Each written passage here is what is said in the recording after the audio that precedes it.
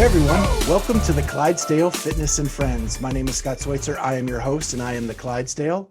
We love to do fitness and these are my friends. And we have one of our special friends with us tonight, Dave Newman, owner and founder of RX Smart Gear Jump Ropes. How's it going, Dave? Hey guys. Hey. Great. Good to be with you guys. So we are still running our hashtag Road to 1,000 jump rope giveaway. We got 10 new subscribers in the last 24 hours. So that was pretty good. And we need to keep that momentum rolling. So if we can keep that going, if you subscribe to our channel on YouTube and you have a public account and we hit the next century mark, we will give away a brand new RX Smart Gear jump rope that you can customize any way you'd like. And Dave has been awesome with that. No, happy to support it. Let's get them. Let's get those signups. So I had a thought that of something that could help us get some of those. If only we knew somebody like, I don't know, like on TikTok who maybe had like 5.8 million followers that might be able to. Oh my gosh. No, I have to tell you, I pulled up TikTok the other day because it's just something I like to do when I'm just, relaxing. And I was like, sure. Hey, that's Dave. And I was like, because you were in one of them, like on the. I was in one? Yes. With my son? I don't even know it. I got it. Really? Yeah. You were drinking some red wine in there and making some dance moves. Oh, wow. Okay. And so then I remembered you telling the whole story about him and his pottery. And I mean, that is amazing that he's got 5.8 million followers on there. Yeah. It's kind of silly. It's kind of a odd, I don't know. It's not all it's cracked up to be. So everybody thinks like, oh my gosh, if you have, whatever, a large amount of following, you must be making tons of money. Oh, he does not make a dime from TikTok. Right. Not one dime, Yeah. And he could though. I mean, there are different ways to try and monetize that. And he's choosing not to. And he's actually, the exposure is getting him, he has a modeling agency and a management group. So the exposure is definitely getting him some modeling gigs, which are really cool. Yeah. And just some neat other interactions and things. So they view him as a real artist since he has a craft and makes pottery. He's not like a celebrity or personality where he's just like entertaining people with jokes and dancing and singing and things like that. So a little different, but yeah, that's so funny. I didn't know I was in one. That's yeah, you better go check it. You didn't do anything weird, so you're fine. I'm glad for that. Yeah, I actually just did, we've been in business for how long now? Over a decade. Did our first photo shoot last week with both my boys as the primary subjects, and our next door neighbor is a beautiful young gal that my boys grew up with. She's a prima ballerina, and she's actually done some modeling and video work for us before, but this was the first time that I got my boys roped into a shoot, and they were just so not into it at all. Like, and I have to tell them, I go, other people would kill to have this opportunity. And they're like, yeah, whatever, Dad. And so, but we got it done. It was fun. I like how you said you had to rope them into it. I got the pun there. No pun intended. Mm-hmm, no pun intended. Yeah. And they just jumped right to it. All right. So we have you on tonight because you have an exciting event starting Monday, February 1st. And it is your 10-a-day challenge. And we talked about it briefly last time you were on, but it was kind of in the infancy stage at that point. And now you're really starting to roll it out. So I wanted to give you enough time to explain to our listeners what that is and how they can get involved. Very cool. Yeah, I appreciate that. So the 10-a-day challenge, it's really a self-improvement challenge for the month of February. It's going to actually run February 1st through March 2nd so that we can get a full 30 days. And, the objective is to try and get people to move with intention. Like that's our mantra, move with intention, move with purpose. We've known for eons that, most people just try and do double unders for completion. If it passes their feet twice, they're excited and that's all that matters.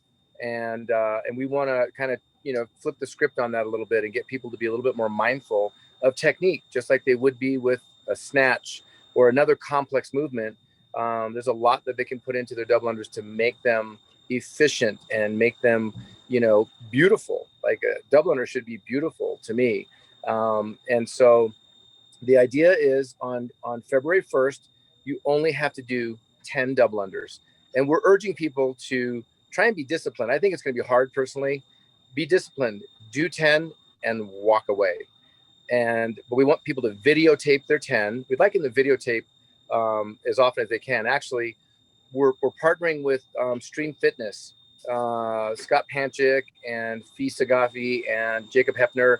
Those guys are all very involved with Stream Fitness, where we'll be able to post their videos, or the participants can post their videos on Stream Fitness and then go back and watch them as they progress through the month. And then they'll kind of have a tracker to keep track that they're getting their days in, kind of like a Fitbit, if you will. So I'm excited about that. So we want people to videotape themselves. It's a great way to watch themselves back and work on actual changes in their movement, start perfecting their posture, their arm positioning, their bounding tempo, their rope dynamics. There's a lot of things that we've been posting videos in our private Facebook group. So anybody that registers, the link is in our bio on Instagram.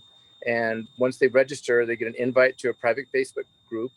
We've been putting videos up throughout the month of January. We got more going up, through the rest of the week and into the weekend, kind of getting people into some progressions and ways they can scale their double unders. And so February 1, 10 double unders. On the 2nd, do 2 sets of 10. So we want intentional breaks. Just do 10, make them good, stop, then do the next set of 10, then stop. And then on day 3, do 3 sets of 10, day 4, 4 sets. So all the way till the 30th day, you'll do 30 sets of 10. And we hope that when people go back and watch the videos of themselves, they'll see some dramatic improvement. And that's what we're shooting for. So, we're going to have in that Facebook, the private Facebook group, we're going to hold lives on Wednesdays and Fridays. We've got special guests that we're still in the process of lining up and getting dates squared away to have them kind of jump in with us, and just think it'll be a good time. Now, the whole thing supports the Keala Foundation. That's the last part I forgot to mention. $20 registration, 100% of it goes straight to the Keala Foundation out on Kauai, who put on an amazing trail run. Hopefully we'll get to do the trail run this year, and you guys can all come out and do it with us. That sounds like a blast. Yeah, it'll be fun. So you guys ready to do your challenge? Oh, for sure. I'm in. Totally in. I need the practice. So I'm glad that there's this challenge to force me to do the practice and to be disciplined about it. Yeah. And we really, we want people to have a focus. Like, if people that know they can do 10 double unders, at a time, that's not good enough. Like, well, what can you improve on that? Shorten your rope, challenge yourself by using a shorter rope, so that you got to bring your hands in tighter to your body. That'll create a lot more efficiency. If you feel like you're pretty good at double unders, scale up. That's one of the videos that we'll be posting this week, suggesting use a drag rope or a Chronos or a Zeus, something heavy, where that's, you've got to work on your efficiency, and now your fitness is going to come into play. Even when you're stopping every 10 sets, it's still going to be challenging, but we want people to have a focus on what they're trying to correct or improve throughout the month, is what we're shooting for. So I'm excited you guys are going to do it with us. So it should be fun. Yeah, I need to get my double unders back. So this is the perfect time. Let's do it. And hey, and we're doing a nutrition challenge, the 4 of us. So we should make sure we incorporate doing the jump rope in the nutrition for points, so that points in our nutrition keeps challenge. us sort of honest and accountable for that too. So we'll do that. I love it. That sounds good. Well, we may have to have you guys as a live guest. I don't know how we would do it with like we're not doing it on Zoom. We're doing it on Facebook Live. We wanted to try and make it more accessible to more people. But have you guys check in on one of the lives on a Wednesday or Friday and see how the nutrition challenge is going and the double under, challenge. Sounds great. Hey, before I forget, I did at the beginning of the show, I didn't mention to you, there was one other thing that we're doing on Valentine's Day, February 14th. We're bringing back our RX Valentine Challenge. We missed it last year, but the year prior to that, I don't know if you guys saw the video that we put up with Lauren Fisher and Rasmus Anderson. And we came up with a fun challenge where basically you have a couple, you know, and a couple could be whatever, guy, girl, girl, doesn't matter, using the same rope. They can only use one rope, and it's 40 seconds max time. So first partner goes for 20 seconds of double unders, you know, max rep double unders. And then they have to hand off the rope to their partner and make the transfer with a kiss on the lips. Cute. Okay. And then the other partner finishes off the remaining, you know, 40 seconds. And then, so we're going to hold a little contest. I just reached out to Lauren and Rasmus, and they're stoked to do it again. So we're going to get them into video. They're probably going to bring some more of their Invictus family over to participate. And so, yeah, just throwing that out there that we're going to get people participating in that as well. So you guys start picking your partners and start practicing. You got to use the same rope though. That's the key. So, you know, can't have your own rope. Yeah. One rope only. Awesome. Amy's flying to Australia. I'm looking for you, Really? Concorder. He'd be a That's good partner. Yeah, I'm sure that's he'd be a fun. good partner. Well, one other thing I wanted to talk to you about, Dave, is I saw a viral video of Candace Cameron Bure doing some jump roping, and she was trying to do little tricks, but it's gone viral. And I noticed she was using an RX Smart Gear jump rope. Yeah, that was cool, huh? It was. And let's clarify who she is. She's DJ from Full House, Full House. or Fuller Okay. House. or Fuller House. That's right. And Dancing with the Stars and all that. And an accomplished children's book author as well. Yeah, very neat gal. So I saw that my media team actually, you know, caught wind of that and saw it and started, you know, interacting with her through social media, and then actually, you know, proposed to her, hey, you know, why don't you get a double under workshop? We can do it via video, you know, kind of a video workshop with the owner. And then they kind of pitched it over to me and said, hey, email this gal, you know, she wants a, you know, a workshop, a video workshop. And so I reached out to her, and I haven't heard back yet, but I didn't know who she was when I sent the email, and my team figured it out after the fact. It was pretty funny. So yeah, very neat. Yeah. How does it make you feel when you see your product used in things like that? You know, honestly, it's pretty freaking amazing. And you know, I got a text just a few days ago from my really good buddy who should be up here skiing with us. He's like the third amigo in this little ski trio that we travel the world and ski together. We went to Japan last year together, but he lives in Oakland, and he's actually the guy that dragged me into CrossFit over 13 years ago. He was doing CrossFit first. He started back in 2007. He and the young lady sitting over in the RV across from me, they were doing CrossFit, you know, way before me. And he dragged me into CrossFit, you know, got into CrossFit, and that's where the whole jump rope thing kind of materialized. And the funny thing is, he's actually an engineer. And so in the early day when I was tinkering with jump ropes, I would ask his opinion, like, hey, I'm trying to do this or connect it this way, and kind of get his opinion. And when I finally put my rope together, that is pretty much the version that we sell today. It's funny because I remember I showed it to him, and he just kind of, looks all right, whatever. Like, it's just a jump rope, not a big deal. He wasn't impressed with it at all. And neither was I either. I'm like, okay, it works. So that's great. Anyway, he lives in Oakland now. And he sent me a text and said, I was, you know, walking through the neighborhood and saw a guy out on the sidewalk using your jump rope and using one of your jumping mats. And he goes, pretty neat to think about it, you know, the long history and where it started. And he was a part of that history, you know, so that was pretty cool. That was really cool. So we love it. Well, before we let you go, so our listeners know, they can see the snow through the window behind your head. You were skiing, and you got snowed in Monmouth, and so you're hanging out in an RV. Mammoth. Yeah, we're in Mammoth, California, up in the Sierras, and yeah, we came up late last night. When we pulled in, we were thoroughly disappointed because we heard they were getting some snow, you know, before we got here. When we showed up, when we get off the podcast, I'll text you a picture of last night at about 10 or 11 o'clock, and then this morning at 5:30. It was literally like somebody just opened a floodgate and just dumped snow in one spot on the globe, and it landed on us. So it's pretty amazing. Well, we want to thank you again for being on, Dave, and all the information you give. We can't wait to start the 10-a-day challenge. I know I'm looking forward to it. And stay safe in the RV, stay warm, and get home to your family. So I appreciate it, guys. Thanks for having me on. Always love catching up with you. Thanks, Dave. We'll talk soon. Take care. Bye, Dave. Bye, guys.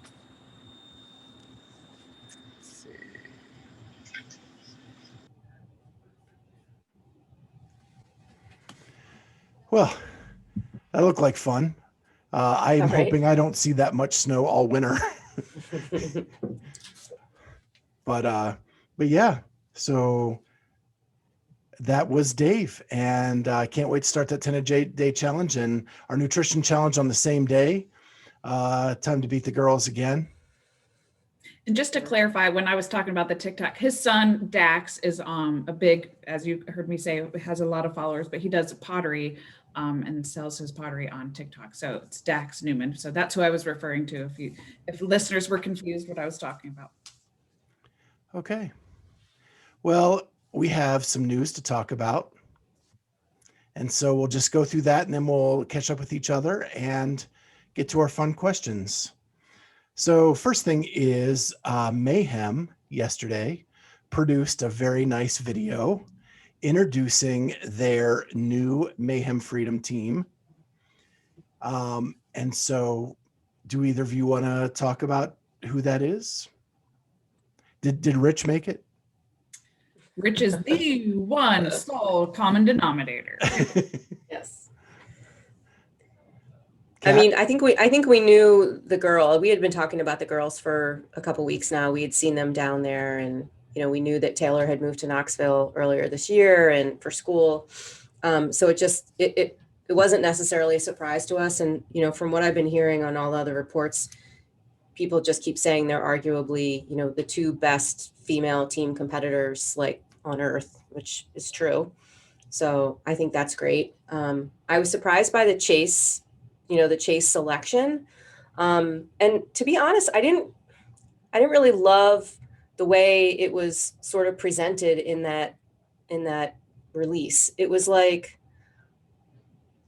oh, we're going to carry Chase, over the finish line kind of a thing. It was, they didn't really talk about how Chase is going to enhance the team. It was more like, we're putting on this team to get him a win because he deserves a win. And I don't deny that, he's had a rough year and, he earned his way to the games last year and couldn't go. It just left me feeling kind of like, well, damn, like, isn't Chase any good? Like, I think he's good. I don't know much about his, athletic prowess, but it just seemed like they were minimizing his athletic ability and just sort of playing up like the personal piece of it, which, I'm sure it didn't bother Chase at all, but if that were me, I would have been pissed off. Like, hey, like, yeah.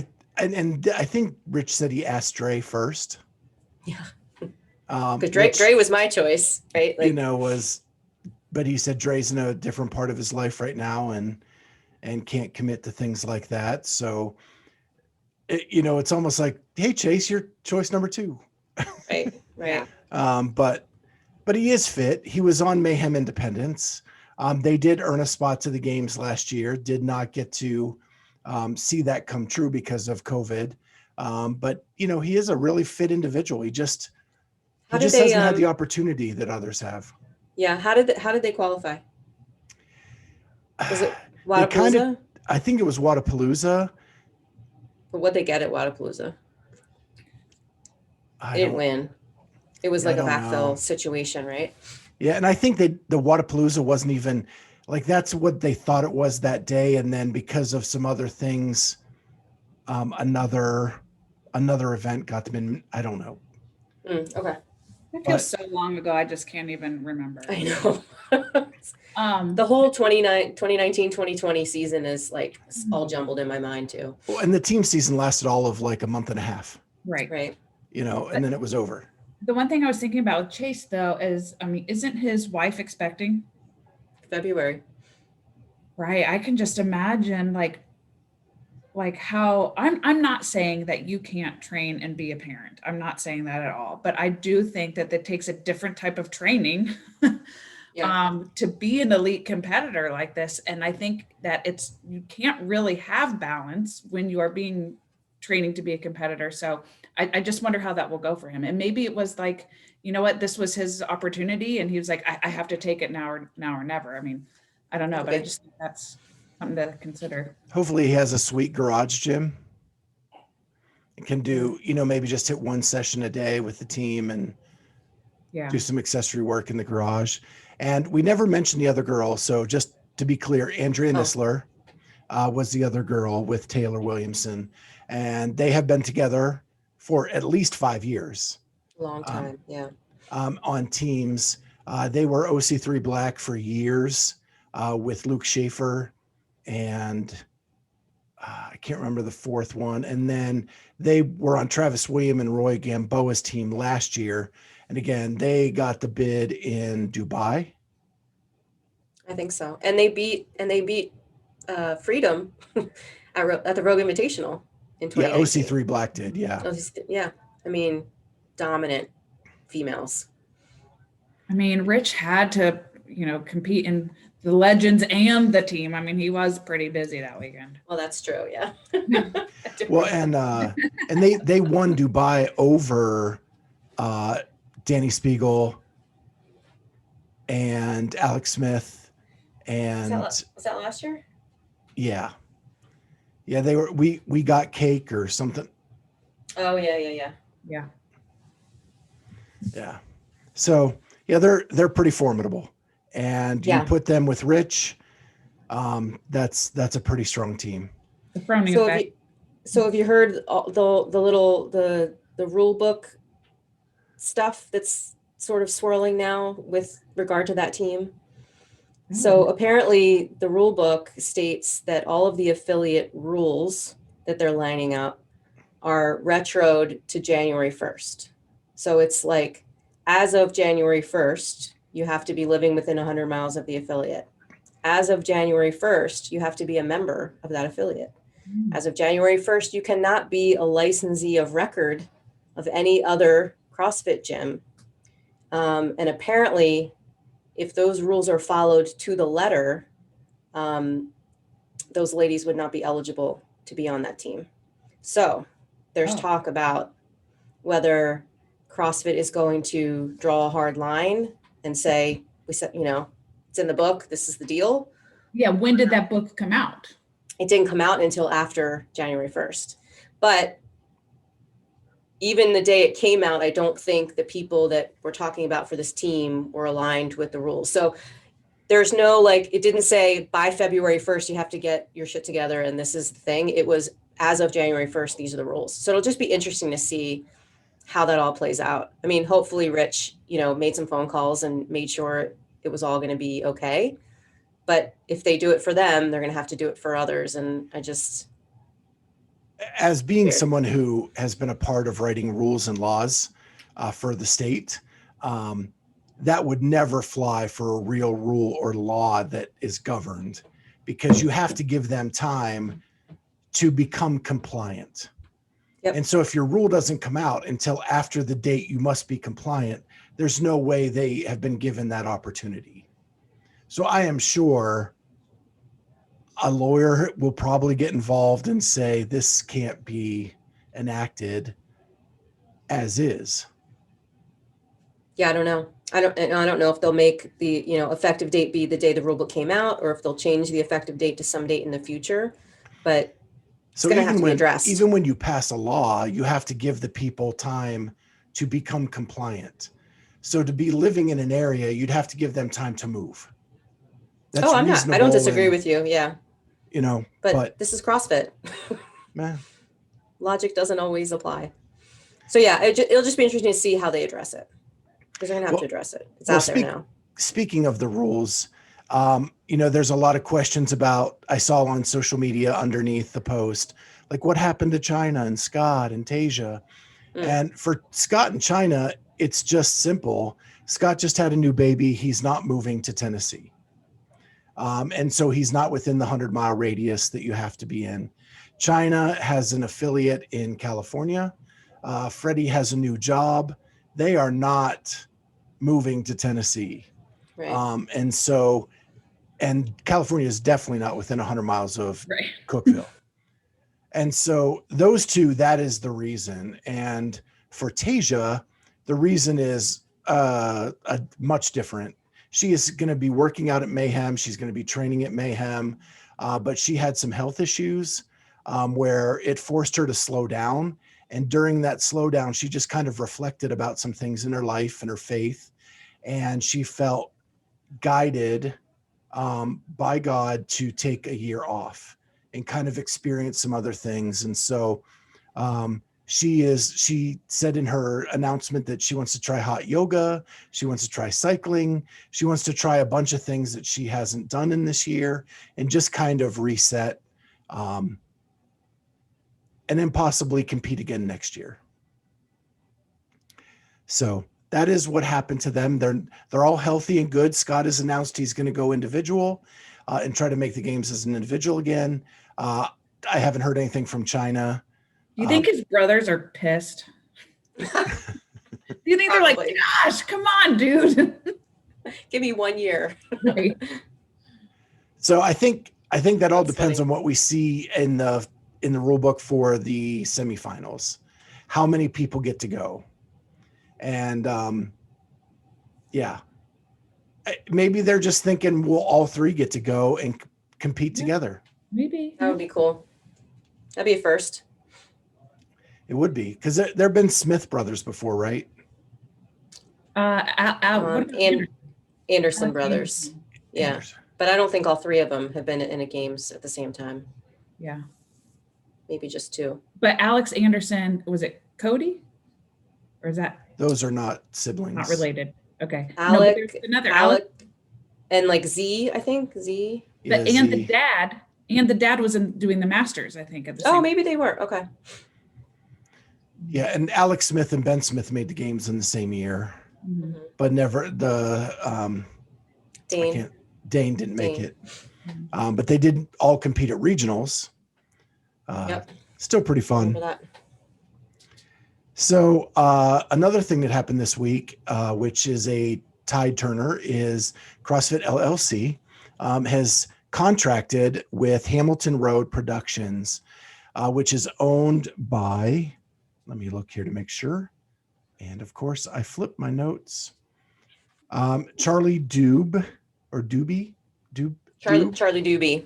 Doobie. Okay. Doobie. He owns Hamilton Road, and he was a former HQ employee. The main person that they're contracting with is named Nikolaj Ronnie, and he was hired specifically, and he's been doing CrossFit stuff since 2012, mostly live feed things like regionals, like the update show, things like that. And so he has been given the duty of doing some filming about the sport of CrossFit, the games, all year long. So, maybe some I don't know if road to the games again, maybe some we'll get back to behind the scenes stuff, maybe some things like that. I don't know. But that it was pretty loosely talked about as to what he was going to film, but it's going to be a year-round filming of games material. Nice. So I know that the Morning Chalk Up was excited because they felt like that was bringing back the higher quality of the production, bringing these people in to do that, and not like the quality of the world feed or that we had in 19 or things like that. You guys have any thoughts on that? I don't know. Yeah, I don't know enough about it yet, but hopefully we see some awesome content. That's all we want to see. Yeah. I think that's been missing the last couple of years. Road to the Games kind of introduced you to some people that maybe weren't household names. Yeah. And you got to know them a little bit better. And then it gave you a bigger rooting interest once the games came around. Yeah. You know, the last couple of years we haven't had that. And you just like, you know, you're like, who's Samuel Kwan? And then you look him up and you're like, oh my gosh, he's great. Like, I wish I would have known more.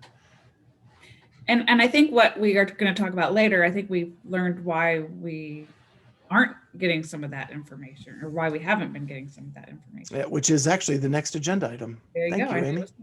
Yeah.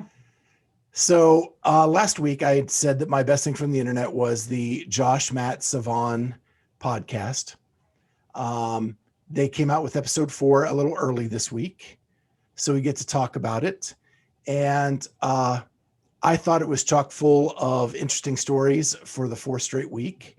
But what kind of came in this one is Sevan took the lid off of some things that happened at HQ that he was privy to, and gave more detail about things than he had in the past 3 weeks.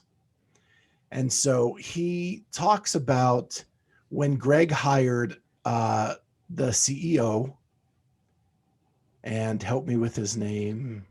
He was only there for a year. So yeah, he was there for a year. Sevan just adores this man. Right.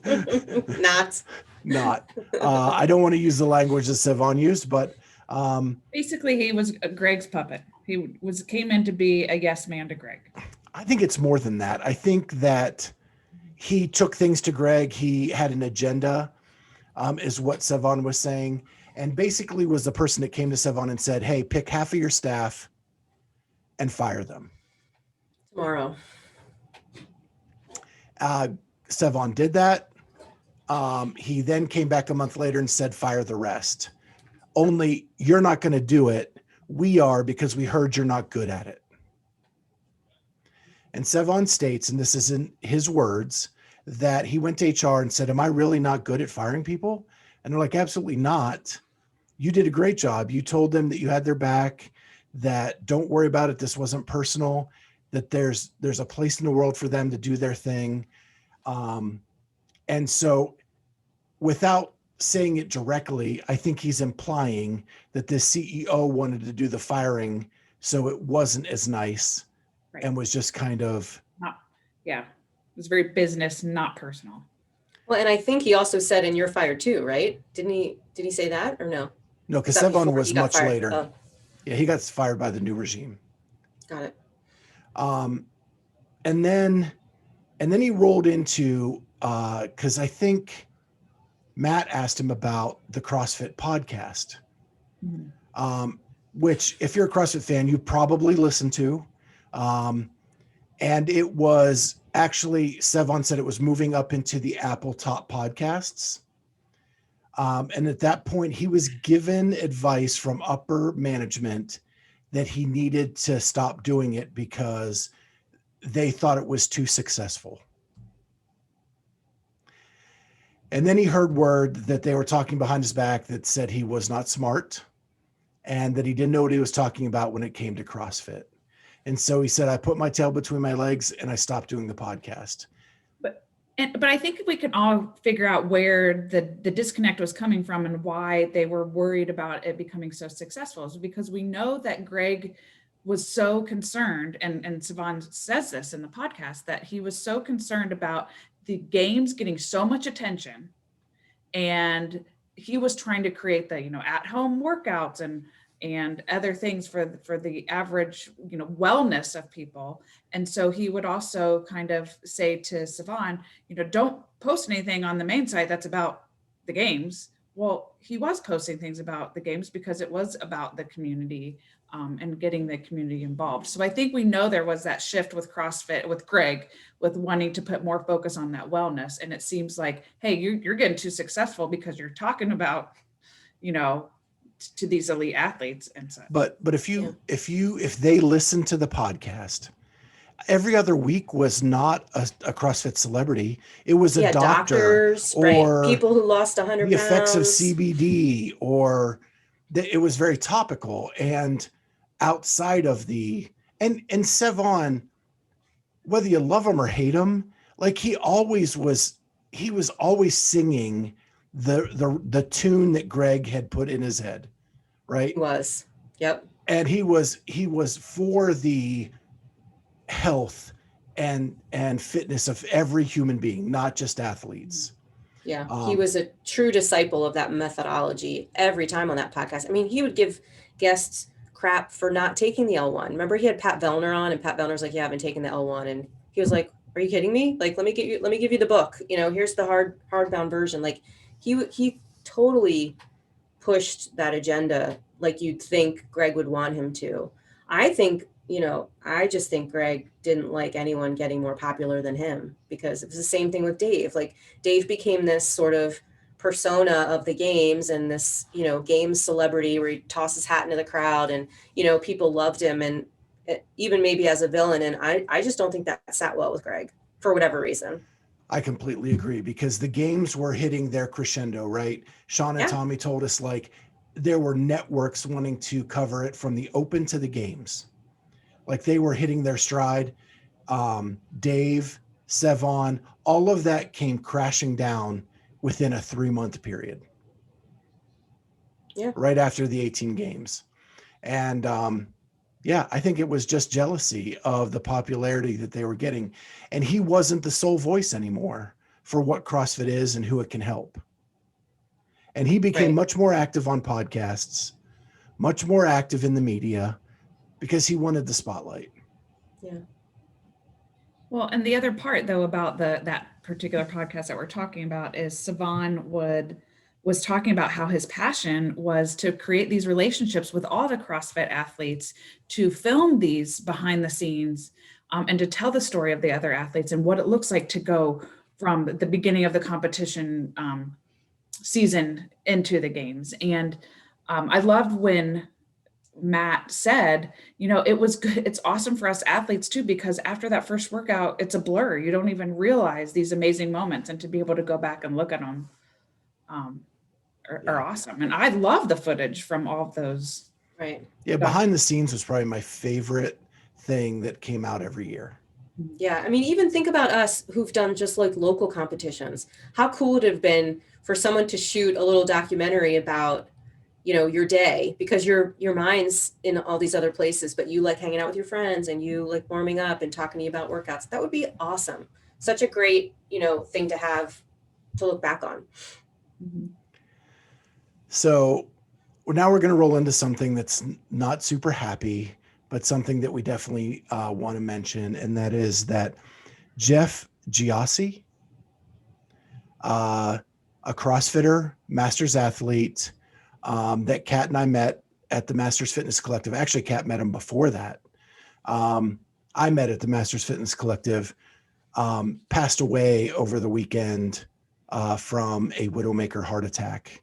And he left behind 2 kids and a wife. But I'll let Kat go into more detail. But what I know of him was and I've said it on my social media, he was a light in the world. Like, at that competition, he had so much fun and he encouraged so many people, and he always had a smile. And when he saw a camera, he would do goofy faces into the camera. He just was an awesome human being. Yeah, for sure. Yeah. So his wife, Sarah, actually did a Facebook Live on Monday to the members of CrossFit Morgantown, which is the affiliate that they own together.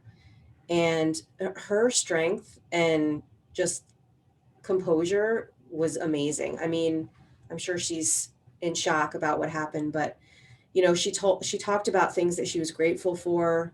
She said, she joked about things like, so the widowmaker heart attack or whatever, he had an aortic aneurysm, basically, is what happened. And he was actually at the gym doing deadlifts. And members of his gym, tried to revive him. They weren't going to, because when you have that kind of, ailment, you're gone instantly. But she was saying things like she was grateful that her boys weren't there, that she wasn't there, that she didn't have to like witness that. She felt so sorry for the members that were there, that had to witness it, and sort of will be forever tattooed in their minds, that terrible moment. She talked about his energy and how like matter can never be created nor destroyed. And she said he left his energy everywhere and that his energy will never be destroyed. Like it'll always just be out there because of that. He was 40, I think. It was genetic. So he had some uncles on his mother's side and things have this same ailment. So it was something that he was aware of. Obviously it didn't let him it didn't dictate how he lived his life, but, she said that they crammed in a whole lot of life in the 40 years that, he lived, and that he was not meant to live to be 80. She said, could you imagine Jeff at 80? And she just sort of laughed. But she was more concerned about sort of how the gym was going to run. And she was talking about, classes the next day and how she was going to handle that. She made a joke about, she said, I told Jeff the only way I'd ever coach a CrossFit class is if he dropped dead.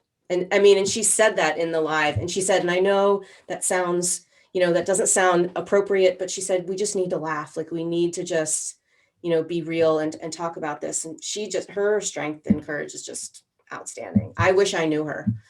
Jeff and I did our L2 together back in like 2015. And I remember him from there. The L2 is not as big as the L1, but everybody remembered him after that. Because again, his energy was just boundless. So she gave a really great tribute. And I just, there's a GoFundMe page for them. He did not have health insurance or life insurance, rather. He did not have a life insurance policy. So they are sitting there, trying to put the pieces back together and figure out, how they move on and how that gym is going to run and everything else. So maybe we can leave a link to the GoFundMe page on the YouTube piece. But yeah, Godspeed, man. I mean, he was a great guy. And, it makes me want to know Sarah now just because of, how awesome she seems. So. Yeah. Yeah. When you told me and broke the news to me earlier this week, it was just devastating. So with that, let's turn to some more happy news and kind of catch up with each other. And the first question I have is, Kat, what you doing this weekend? Oh yeah. I'm going to Austin, Texas for the Fittest Experience. So I'm going to be working the event in some capacity. I'm not quite sure what I'm going to be doing yet. But I've talked to a couple of the event coordinators and I'm going in on Friday. I'm actually flying to Houston, going to spend the night there, drive into Austin. I'll be home Monday afternoon. So next when we get together, I'll give you the full review.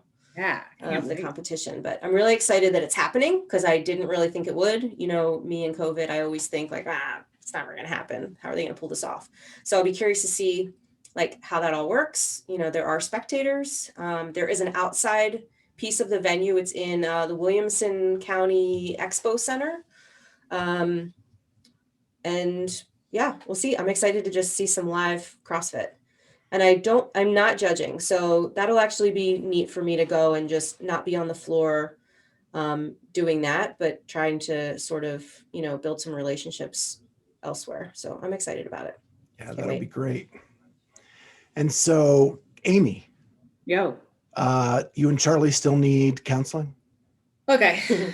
I've been doing reflecting. Actually, I think we're doing better, but here's my reflection on why we kind of got to this bad place. Is Charlie and I were part of the 40 plus club. Him and I would work out together all the time. And then with the new COVID protocols, we just haven't been able to. So I think we're just really missing our bonding. And so we're just taking it out on each other with, negativity. So I feel like we just need some more bonding time and then we'll feel better. Okay. Well, good to hear because there was a listener that was concerned and thought maybe a GoFundMe page to get you guys some counseling was in order. But if you guys are figuring it out on your own, we'll let you do that. Yeah. Dude, Scott, link my Venmo down below. People can pay me for that. I'll take care of it. All right. How have your workouts been this week? Awesome. So is my nutrition. Good. We still need to figure out our point system. Yeah, it's awesome that your nutrition is good this week when it doesn't count for anything. It needs to matter next week. Hey, you got to get in the swing. It's true. I mean, the first couple of weeks, you don't see a whole lot of necessarily progress, but if you can get those habits going, you'll be good. Yeah, my nutrition's been really good. Did I mention that Braden's trying to gain weight, my son? No. So he's on a 4,000 calorie a day diet. Oh yeah, we did talk. So yeah, so that's super fun to like watch him eat all the things. Yeah. But he's weighing and measuring and all that. So he and I sort of, will converse in the kitchen and sort of figure out who's eating what. And, he gets 8 times what I'm getting, obviously, but he's eating cleanly, which is nice. He's not just eating milkshakes and waffles. So he gets the 1 cup measuring and you get the a quarter cup. 1/8 of a cup. Right. Exactly. That's Although, awesome. I mean, he and I, aren't far off in weight right now. So, I could probably stand to eat a little more, but I'm still working it out, trying to figure out, the right recipe for me. Any memorable workouts from the week? Since the last time we met, you did half Murph. Yeah. So you want to hear, this is a really sad story. So I did Isabel yesterday. You do squat or just power? Power. Okay. So I did Isabel in 2017 and my time was 2:11. Right.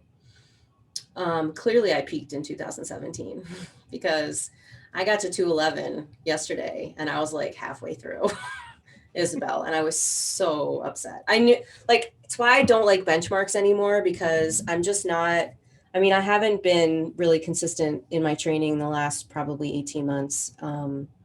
And the last month or two, I have been more consistent. So I'm feeling like better and stronger, but I wasn't even thinking I could do it RX. I mean, when my coach came up to me, he's like, what's your goal? What are you trying to do? And I said, I'm just trying to hold on to this bar for 30 reps at 95 pounds. Like, see if I can do that. And I don't know how I did it last time. I must have gone I probably did 20 reps and then 2s and 3s. I did 8 and then I did singles the rest of the time. I would do singles the whole way. Yeah. And I think I got 344. So that is still a really good. Yeah, no. It's all relative, but a barbell movement for me, my Grace is well under 3 minutes and yeah, so 30 barbell movements shouldn't take me that long. But what was really funny was the girl at the gym who's number 1 at the gym right now, she got 212 and she's 26 or 27. So I felt better that at least my record still stands. Better. Yeah. Small consolation. So we'll see. So that kind of bummed me out, but otherwise things have been good. Scott, what about you? How's your journey going? It's going good. Yeah. I announced last week that I hired Cheryl to be my nutrition coach, Cheryl Nasso, and she's been awesome. I cannot say enough how supported I feel through this whole thing. And the tools are awesome. And we talked on Sunday and I was telling her that I had a phobia about going back to the gym. And she said, well, how about I send you some programming to do in your garage just for you? And I was like, okay. And so she sent me programming and it has been really good. Now I worked out on Monday and it was 5-minute interval, every 5 minutes on the 5 minutes. It was 15 calorie row, 15 ring rows, and 15 air squats. Nice. And it was great. I felt really good. As I've told you, I've been working on my back, getting better. And I tried to do it without the doctor.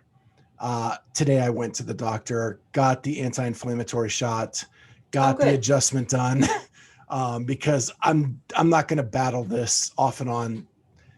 So I took today off and I'm going to do tonight's tomorrow, which I'm excited about. And nutrition wise, the scale's not moving for me this week, but I feel totally different. Good. And really my only goal for the week was log every piece of food that you eat and track everything in her system.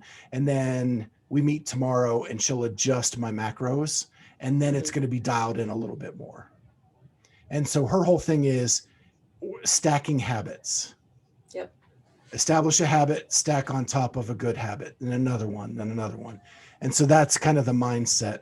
And it's funny, you said about competing against your 2017 self. That has been a big problem for me.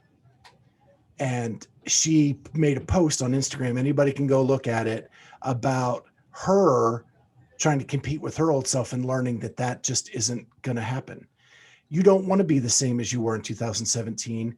You want to be the person that learned over those 3 years or 4 years and become a better version of yourself today.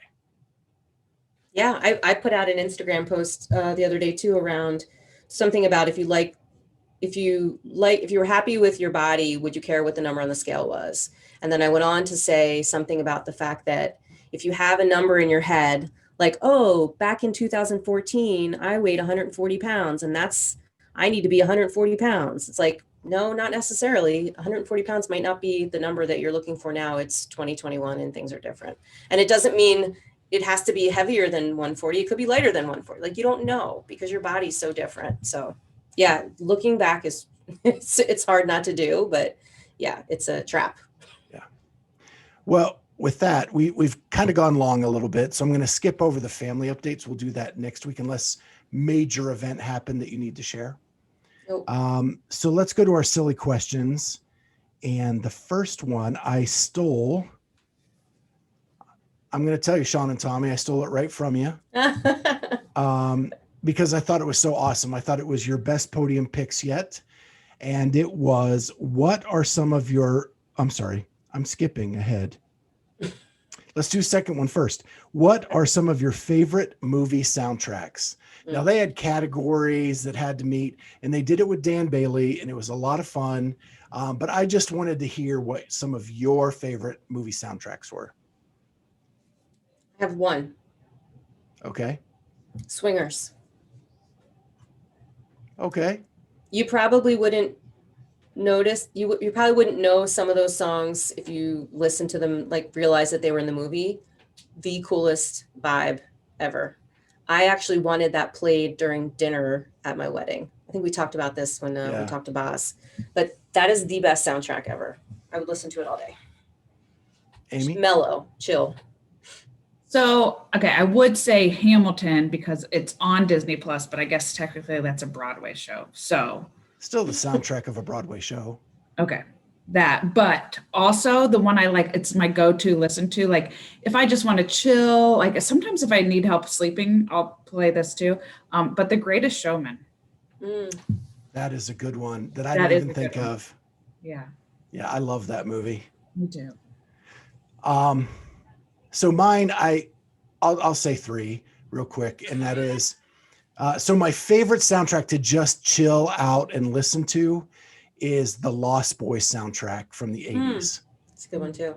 It is like, it's a mix of alternative music. So a lot of it isn't like big songs.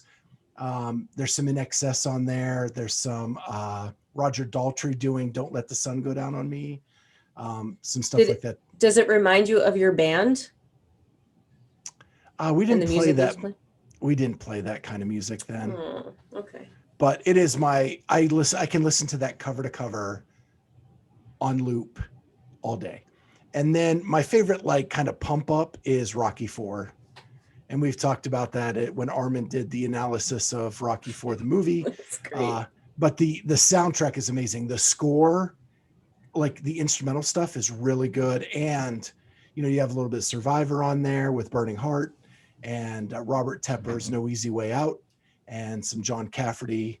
It's really good. And then my guilty pleasure one, some rom-com. What is it? Is the Bodyguard. Oh my God. Such a nerd. It is. I love it. That soundtrack is Whitney. Unreal. I don't care who you are. That soundtrack is, Whitney was at peak performance level when that came out. She is talented, but yeah, she just has. You are secure in your masculinity, my friend. You I am. definitely. My gosh. So our second question, which was our first question, is what are some of your workout bloopers, mishaps, or funny moments?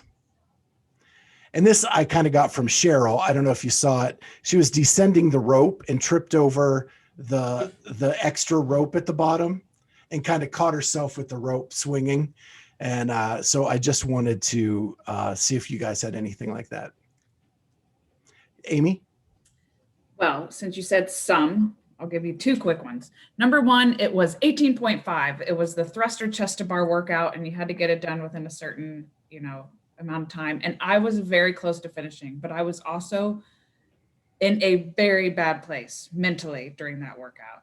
And I remember like peeling off chunks of skin because I was already bleeding. Like I was done, like mentally.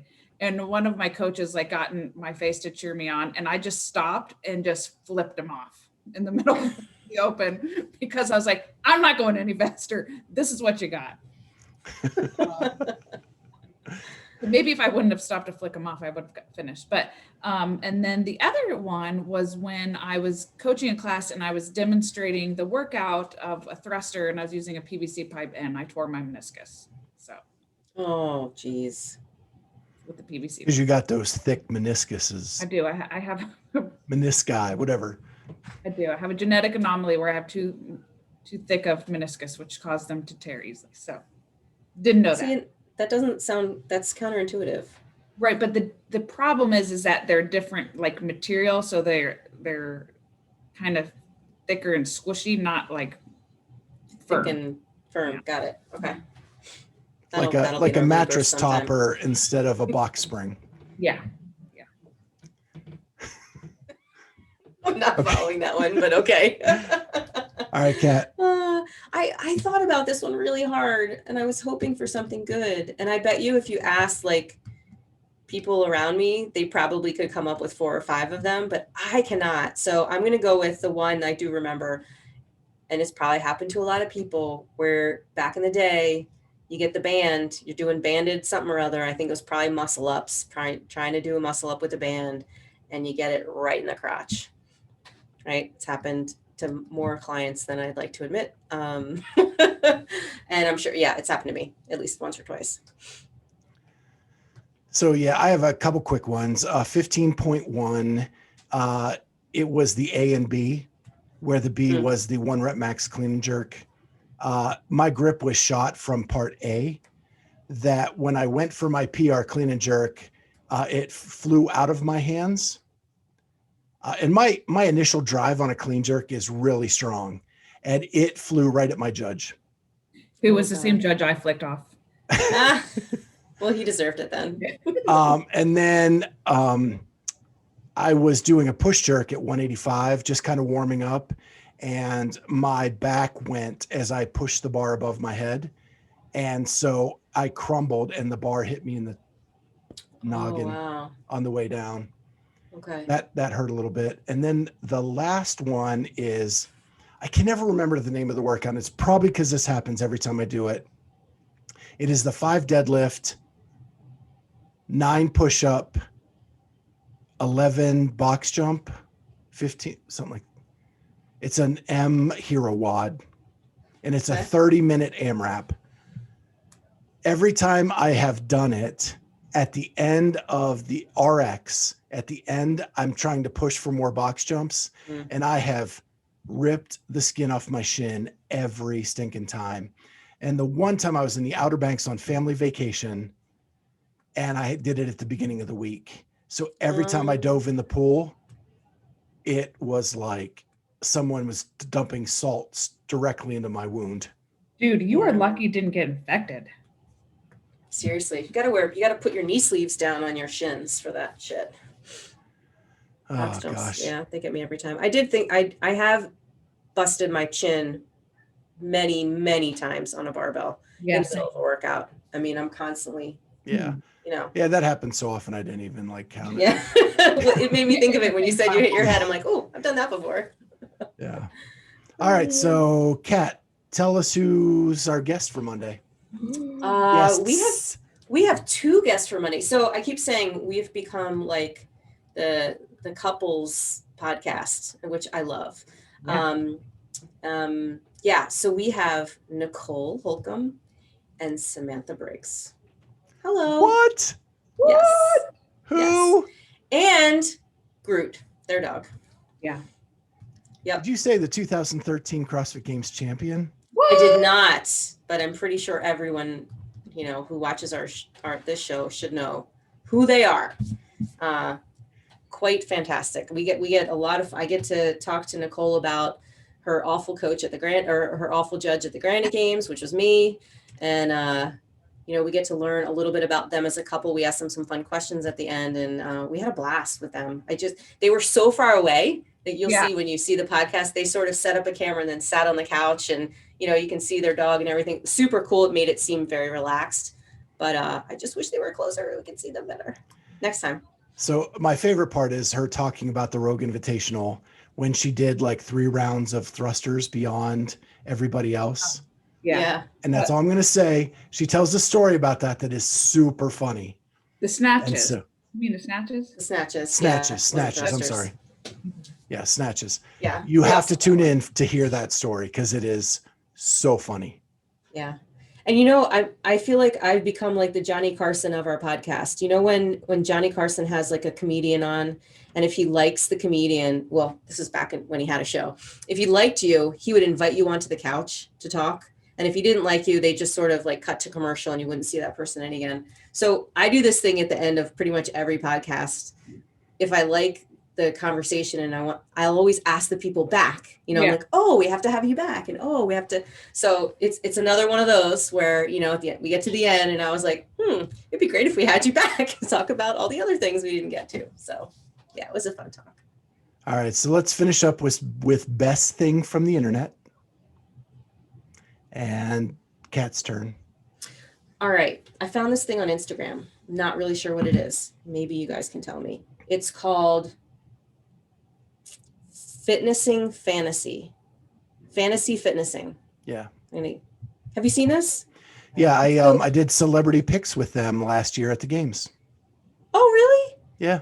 So I didn't even know that they were a thing, but it looks like you can pick like a fantasy team of CrossFit athletes. Correct. As you go through the season. Okay, so it was my favorite thing on the internet this week because I thought it was fascinating. And they have little bios of, different athletes, and I thought that was a good concept. Yeah, I noticed them last year. And I think they did it the year before when there was a full sanctional season. Okay. And so they did the bios of everybody, and then you kind of picked your teams, and it went through the sanctional season all the way up to the games. Very cool. Good. Well, it sounds like they're trying to resurrect it for this season. So yeah. So I'm gonna check it out. Pretty cool. Yeah, definitely check it out. Amy? So mine was a fluffy duck, but it came so perfectly timed, which is why it was the best. Is I had just had a conversation with one of the other coaches at our gym who she cannot stand when things are out of order. Like if it does not get put back properly, she's very OCD about it and very rigid about it. And she's this tough looking girl. Like I'm afraid of her. And I tell her that all the time. And I was like, I will make sure after my class that stuff is put back together. And then Fluffy Duck had this one and it was like, how you're supposed to put back the weights. And then it was how most people put the weights back. And when he kicked the pillar. I was like, oh God. I was like, I sent it to him. I go, this is what you see. This is how it happens for you. It's like what my kitchen looks like after my teenagers have been in it. Yep. So that was funny. Well, I am on a run of non-CrossFit best things from the internet. And so I'm going to continue that today. And that is, I've had it before, 10 questions with Kyle Brandt. It was on hiatus over the holidays, and they came back with their first episode of the new season. And it's a podcast where they ask 10 questions and it's scored. Like you get 7 out of 10 or 8 out of 10 or whatever. And the questions are loosely based on the person's life. The one that came out today was Viggo Mortensen, who is in one of my favorite movies of all time, The Green Book. And he was so good. And this guy, because I've been there, Kyle Brandt is asking him questions. And as he's answering, he says that I was at the 1980 Olympics when the USA beat Russia, just like it was a passing note. And Kyle's like, wait, we need to go back. And he did that like 3 times where he thought it was just a mundane story. And Kyle's like, wait, we have to rewind and talk about this. That was not in my notes. Yeah. That's awesome. As hosts of a podcast, we experience that sometimes where you don't know what you're getting in the middle of a podcast. All of a sudden, wait, you did what? Yeah, we have some of those coming up. Yeah. And so that is my best thing from the internet. Very cool. And so let's thank Dave Newman one more time. Hope he gets home safe from Monmouth in his skiing trip and through the snow. And he's been an awesome sponsor. We are still doing hashtag road to 1,000. Again, we got 10 new subscribers overnight, and it'd be awesome to keep that momentum rolling. Just sign up on our YouTube channel, be a public profile, and when we hit 300, we will draw the next name for a rope. Maybe I can get them to let me like drop little cards into all the athlete packets this weekend at the Fittest Experience. Maybe I'll just go around and just drop them in places. We'll get a upshoot of subscribers this weekend, maybe, or after this weekend. I'm gonna try, do my best. And then make sure you like, subscribe, and comment. That helps the algorithm and helps us out to get promoted a little bit more on the YouTubes and the podcast platforms. And with that, that's the show. We'll see you next time on the Clydesdale Fitness and Friends. Bye. See ya.